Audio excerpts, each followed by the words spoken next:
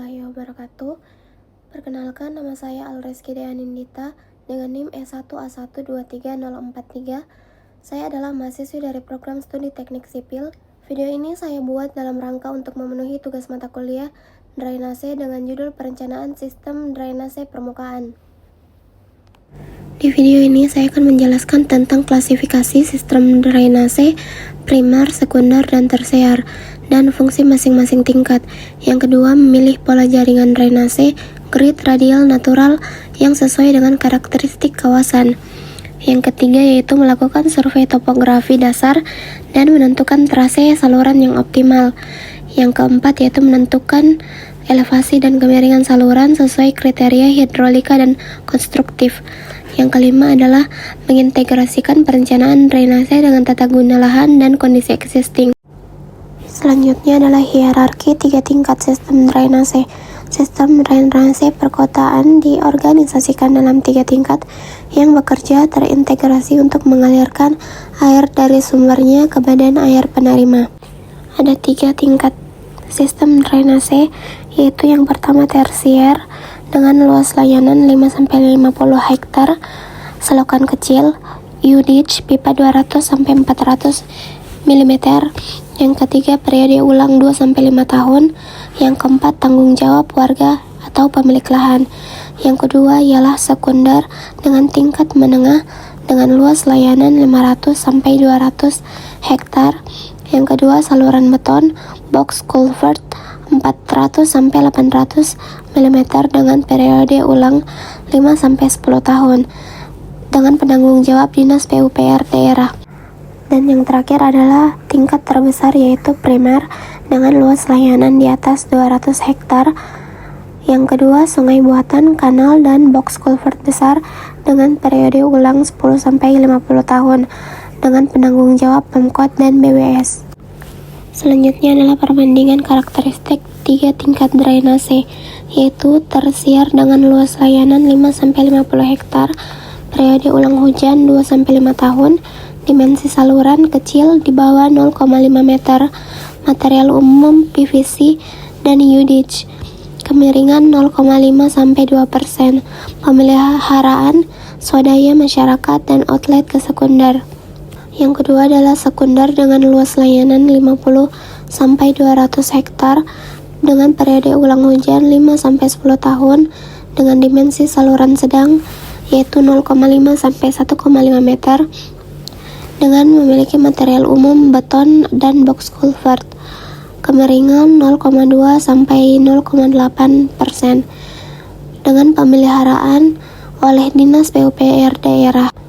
Dan yang terakhir adalah primer dengan luas layanan di atas 200 hektar dengan periode ulang hujan 10-50 tahun, memiliki dimensi saluran besar di atas 1,5 meter. Material umum yang dipakai adalah beton, tanah, dan ronjong. Kemiringannya adalah 0,1-0,5%. Pemeliharaan oleh BWS dan pemerintah kota. Selanjutnya adalah 3 pola jaringan, yaitu grid, radial, dan natural. Yang pertama adalah grid dengan saluran saling tegak lurus membentuk kotak-kotak.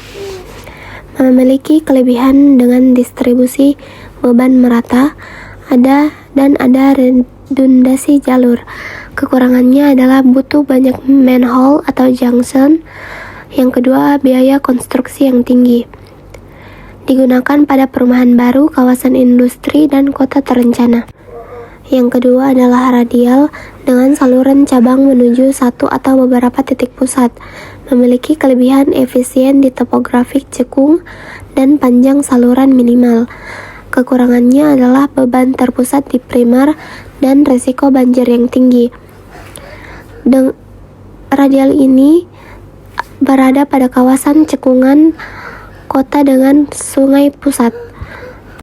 Dan yang ketiga adalah natural, mengikuti kontur alami dan badan air existing dengan kelebihan biaya galian minimal dan dampak lingkungan yang rendah. Memiliki kekurangan trase tidak teratur dan survei lebih intensif dan berada pada kawasan perbukitan dan eco drainage. Selanjutnya adalah metode survei topografi untuk drainase dengan data elevasi akurat untuk menentukan trase saluran, kemiringan, dan estimasi volume galian. Metode waterpass memiliki akurasi kurang lebih 1-2 mm per kilometer dengan biaya yang sedang tapi waktu lama pengaplikasiannya yaitu dengan profil memanjang saluran. Metode yang kedua adalah theodolit dengan akurasi kurang lebih 5-10 mm dengan biaya yang sedang tetapi waktu yang sedang juga dengan pengaplikasian titik kontrol benchmark. Metode yang ketiga ialah total station dengan akurasi kurang lebih 2-5 mm dengan biaya yang tinggi, waktu cepat, dan pengaplikasian dengan survei detail kawasan. Metode yang keempat adalah metode QPS RTK dengan akurasi kurang lebih 1-3 cm dengan biaya yang tinggi dengan waktu yang sangat cepat, memiliki pengaplikasian menggunakan area luas dan koordinat global. Yang kelima adalah metode drone plus photogrammetry dengan akurasi kurang lebih 5-10 cm dengan biaya sedang sampai tinggi dengan waktu yang cepat menggunakan pengaplikasian DEM ortofoto kawasan. Dan yang terakhir dengan Google Earth yaitu akurasi kurang lebih 1-5 meter dengan biaya yang gratis, waktu yang sangat cepat, dan pengaplikasian menggunakan studi awal dan identifikasi DAS. Selanjutnya adalah kriteria elevasi saluran, elevasi dan kemiringan saluran, dan menentukan apakah sistem dapat berfungsi dengan gravitasi atau memerlukan pompa. Yang pertama adalah dengan kedalaman minimum 0,8 meter dari permukaan tanah dengan hindari beban trafik. Yang kedua adalah 4,0 meter dengan kedalaman yang maksimum. Kontrol biaya galian dan keselamatan. 0,3 meter freeboard sekunder, ruang bebas di atas muka air rencana. Dan yang terakhir adalah 0,5 meter freeboard primar, ruang bebas di atas muka air rencana. Selanjutnya, strategi penyesuaian kemiringan saluran. Dengan masalah slope kurang dari 0,1%, dengan solusi teknis perdalam galian dengan biaya yang sedang, kompleksitas yang rendah, dan itu rekomendasi prioritas pertama. Yang kedua, slope kurang dari 0,1% dengan solusi teknis lift station atau pompa dengan biaya yang tinggi dan kompleksitas yang tinggi direkomendasikan jika opsi lain tidak mungkin. Yang ketiga adalah slope di atas 2% dengan solusi teknis drop struktur dengan biaya yang sedang dengan kompleksitas yang sedang. Rekomendasi untuk slope 2-5%. Selanjutnya adalah slope di atas 5% dengan solusi teknik kaskade bertingkat dengan biaya yang tinggi dengan kompleksitas yang sedang. Direkomendasikan untuk slope ekstrim.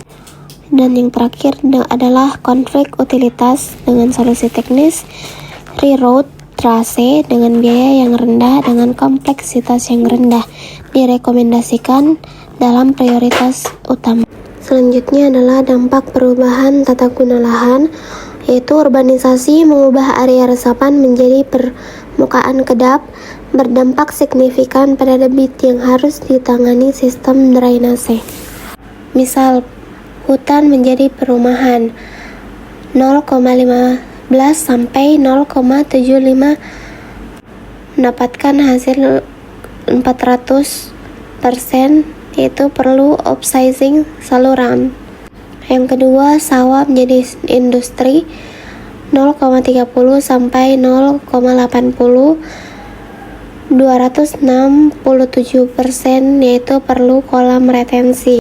Yang ketiga, taman menjadi parkiran dengan koefisien C 0,20 sampai 0,90 menjadi 450%, perlu sumur resapan.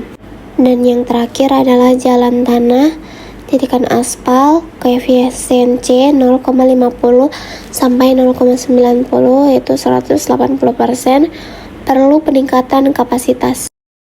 Kesimpulan dari perencanaan sistem drainase permukaan yaitu yang pertama, klasifikasi drainase tiga tingkat yaitu tersier, sekunder, dan primer dengan fungsi, kapasitas, dan tanggung jawab pemeliharaan yang berbeda.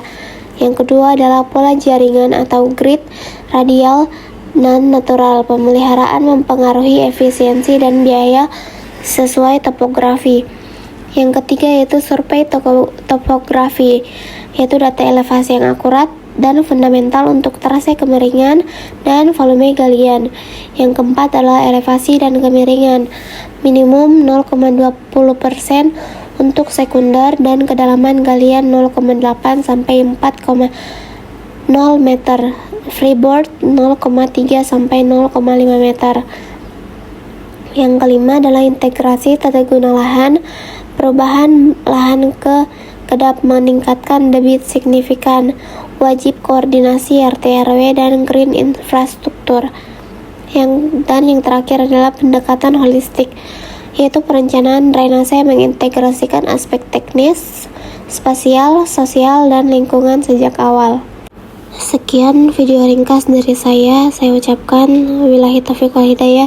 Wassalamualaikum warahmatullahi wabarakatuh.